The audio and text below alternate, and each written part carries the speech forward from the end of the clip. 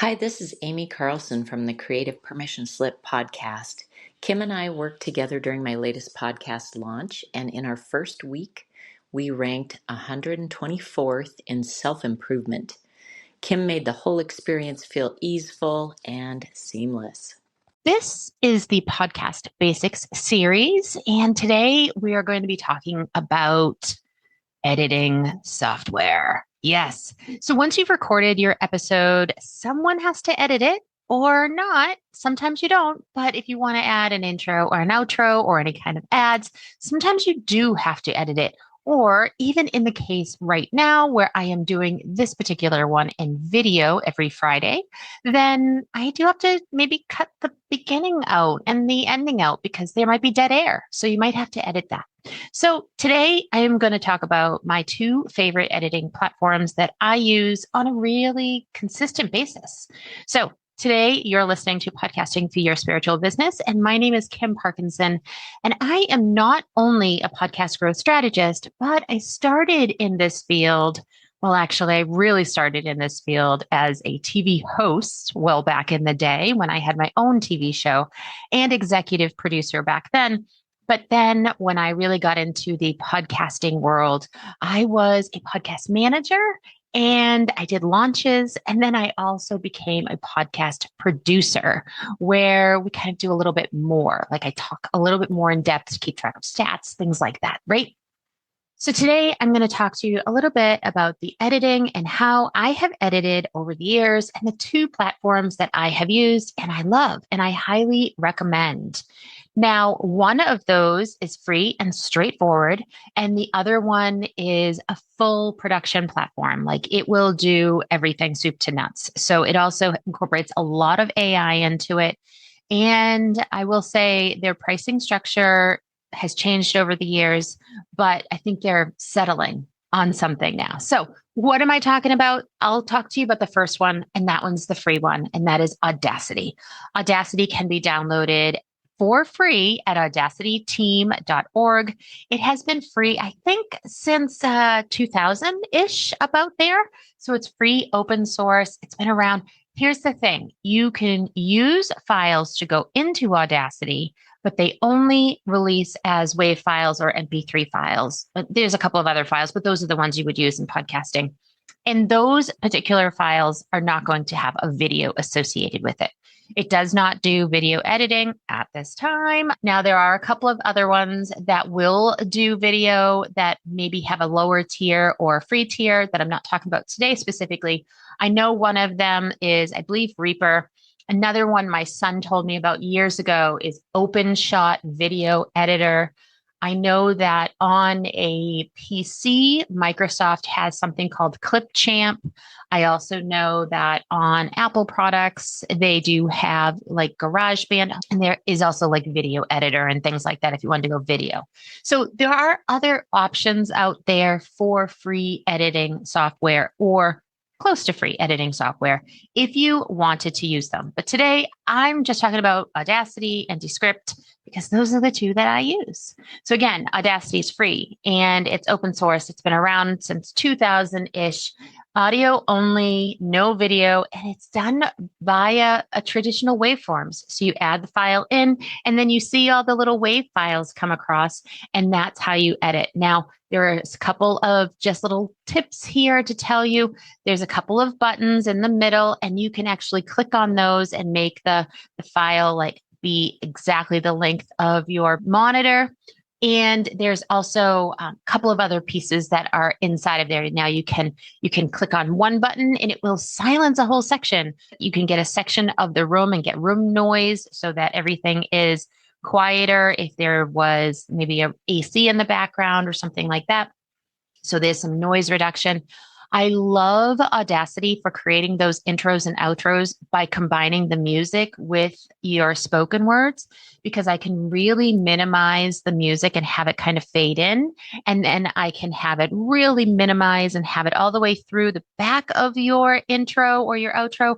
And then I can increase the volume and then fade out again, which I love because in Descript doing that is a bear. So I think it's really easy to do inside of Audacity. There is a little bit of a learning curve for Audacity, but because it's free, there's a lot of free knowledge out there too. YouTube, there's a whole bunch of YouTube channels just dedicated to Audacity. You could really dive deep into it if you wanted to. And I do know that in recent years, they have made it non-destructive. And by non-destructive, it means that when you have deleted a section, if you wanted to, you could go back and find it again. It's still there. It's just kind of like hidden in the background. I don't use it for that. Typically, what I use Audacity for is creating intros and outros with music, combining those two files, and or ads also. And then when I am done editing the main portion of the file, I will then pull it back into Audacity and I'll add in the intro, outro, and any ads that are baked in. That is what I use Audacity for now. But I learned by looking at those WAV files. And the cool thing is, once you know what the word looks like, you can see it everywhere. So it's definitely useful to know what those are if you are interested in just having more knowledge about what you're editing, right? So it's best for audio only podcasters and somebody that has a low budget or a zero budget and just needs some simple editing. That's all there is. You can speed up the time on it as you listen. It does have a little bit more of a Mickey Mouse type sound when you do that, but it's okay. As long as you know, and you can still see like mouth noises, clicks, and things like that. And you can minimize them or you can delete them. And it's just drag and drop and then hit the delete button and they're gone, which is nice. So there's a mouth noise for you right there. All right. The other one that I want to talk about is the one that I use for the bulk of my editing. This does the heavy, heavy lifting over here at KP Creative Media, and that is Descript. Now, there are all sorts of other platforms out there. Zencastr just came out with their own Descript type platform. Riverside has had that for years and years and years. And then all those other ones that I mentioned before, the OpenShot, the video editing. You can even, I've seen people actually do video editing and audio editing within CapCut even. So there's lots of different, Canva even. There's lots of different places that you can do editing if you have audio and or video. Now, if you're going to use Canva, if you're going to use CapCut, it's probably best that there's a video attached to it. But if you just want to do audio and or video, you can use Descript. I've used Descript for just audio and I've used Descript for just video and a mix of both. The beautiful thing is once you have done the editing with the video, all you have to do is pull down the audio and the audio file is done as well. So Descript is a paid feature and I'll drop my affiliate link down below for you if you are all interested. It's a great feature because it's all transcription based. So yes, you can see the WAV files at the bottom. Yes, you can see the video if it's got video on the right-hand side. And then, yes, there is a transcription that is right there in front of you. So you can read, listen, and watch kind of simultaneously, which I think is amazing because you can make sure that the sound is on point. You can read the transcription so you know what that person might have said or might not have said. And then you can also look at the video to see if there were any jumps in there or if you needed a transition of some type. So there's a couple of different pieces there. Now, when I edit in Descript, I typically do not turn on what they call their studio sound. I am not a big studio sound person, although it does have its reasons and its place in society if you needed it. If you use studio sound, please do us all a favor and make sure that you have changed that from 100% to something like maybe 30, 40, 50, or 60%. Change it. Make sure you listen to it. You don't want to sound like you're underwater. So that's basically what you're doing there. I think I mentioned that in a different video about podcast basics, but I'm reiterating it because I'm on a mission to make sure that we all sound normal and like humans. All right. It does remove filler words automatically. I hate that feature. I still do it all manually. Yes, there is a great feature where you can click the button and Underlord, which is their AI feature, will create this beautiful video for you and have all of these different pieces added in. it takes some of your AI credits. And from what I understand, the AI credits get sucked down pretty quickly, and then it could be something that you're paying for. So beware of that.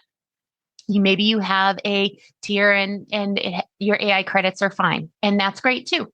But I do use it for video, and the beautiful part is it will add in, it will kind of like normalize the video itself, where like maybe it will check the white background and make sure that the white levels are accurate. Maybe there's something wrong with the bottom, and it will create a nice gradient so that it looks nicer.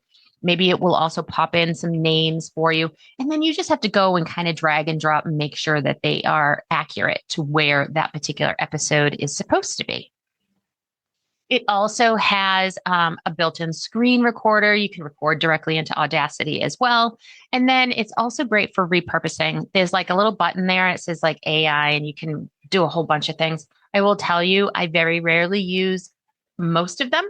There's only one button that I ever click, but the rest of them are great if you want to use them. There's one for create thumbnails. There's one for description. There's one for show notes. There's one for different clips and all of that. So you know what? Go ahead and play with it and just see how that works for you and your lifestyle. And, it could be amazing. I use it for a lot of different clients. Well, all my clients, really, all my production clients. So the problem then becomes is it's not really learning my way of talking. It's got a whole bunch of people to learn. So I do keep everybody in their own separate folder, which is nice. And that way, if I need to go back to an old episode, I can. It's right there. I use the Descript version that is on my PC. So if you find that you have a problems with Descript and you're using it on the web, I really highly always recommend to download it onto your PC. You can have it PC or Mac. So that's the other thing. It's great for repurposing. It's great for editing. I use it for most everything, honestly. It's great for video podcasters, audio podcasters, and both alike. So I use this particular one. I do my bulk of my editing in Descript. I pull that out, and then I put the intro and outro in with Audacity if I need to. Not everybody needs to. And with the use of Captivate, who does intros or outros for me, sometimes I don't even need to do that. So that's a nice thing too. Now, again, head to head here, pricing, Audacity is free. Can't beat that. But if you do video, something like Descript, it is paid. It does have a lot of AI features that it transcribes it for you automatically, which is so nice. It automatically does some normalizing to the audio, which is also super nice. Audacity does do a little bit of normalizing to the video, or I'm sorry, to the audio. But again, it's no video as well. So if you wanted to do both, there's that. There's audio quality for both sides. So it really, you can really hone in. You can actually like select the entire thing and kind of do your own normalizing and making it sound louder or softer. You can do that with the studio sound or in Audacity. There's a whole plethora of different pieces that you can click on, and you can just make that so that the sound of your entire audio is either increased or decreased, depending on what you need. Ease of use. Now, old school people that love the WAV files are going to say, hey, Audacity is where it's at. And it is where it's at if you want to learn more about the WAV files, what they look like and all of that. And if you wanted to kind of learn an old school way, there's nothing wrong with it. Descript, it is transcription based. You can look at the word and you can see the word and then look at it down below in the file. And yeah, okay, that's what that word particularly looks like. If that's interesting to you, I find it fascinating, but not everybody does. And I totally respect that. Just wanted to let you know that if you are at all interested in knowing what the word looks like, you can go and you can find those and then make the changes. Now, as far as ease of use, there are some subtle differences. There are some things that you would have to maybe like learn or figure out. And again, I have a Descript course or whole podcast production course that includes both Audacity and Descript within that. And you can definitely take a look and see if that's something that interests you. I'll leave the link for that down below. There are learning curves to both of them, but if you are looking to do editing in-house and not have someone else do it for you, Both of them are easy to use. There's no difficulties with either one. It's just a little bit of a learning curve, and there's nothing wrong with that either. Even if you were to go and use something like Zencaster or OpenShot or what are the other ones I mentioned, CapCut, any of that, there are learning curves for all of those. And I've even noticed that if you have longer episodes, sometimes using something like Canva doesn't work because there's just not enough bandwidth for that to happen. And then bloop, it sends your audio out or sends out your video, and then you have to start all over again. And that is frustrating. So stick with something that is used and meant for that. If you have, especially if you have longer episodes, and I'm talking maybe even 25, 30-minute episodes. Audio only, you can get away with using Audacity. If you like to be able to see the words, go ahead and give Descript a try. And if you're doing video, you'll need to use something like Descript or some other platform that offers video editing. And then when your video is edited, then you just download not only the video, but you also download the audio, and then you've got both files, best of both worlds. So if you wanted to upload to YouTube or Spotify or maybe Substack, you could do that, and then you would have the video for that. I'm not necessarily condoning video. As a matter of fact, I'm not sure that I'm sold on video yet, even though I am putting out this video series. I'm finding it a little bit longer to do, right? And that is the whole crux of the problem with video. I still love my audio first podcast, and that I can guarantee you right now is not going away. So you can definitely be sure that we'll be back on Tuesday with an audio only for you. And that podcast will be ready to go each Tuesday. All right. Until then, this has been another Podcast Basics, and hopefully gave you a little bit of insight on how I do my production, and maybe also gave you an idea of what production you might need for your podcast.